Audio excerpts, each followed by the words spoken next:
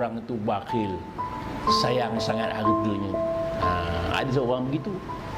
Ada orang semayang kuat, beramal kuat, kedekut pun kuat. Ada. Dia tak perasan duit itu bukan dia punya.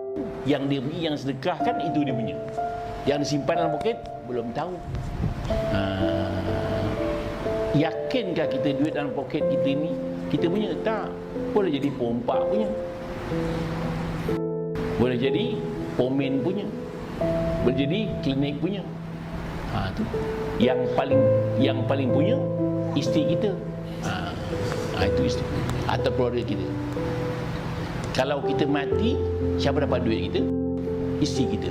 Tak apalah isteri kita yang kita sayang, tak apalah, ambil lah banyaknya pun. Tapi yang kita bimbang, bila kita mati 4 bulan 10 hari, dia pun dipinang orang.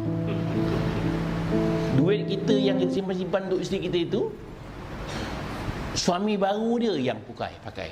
Tu. Beli motor besar pula dia. Tu tak pening kita.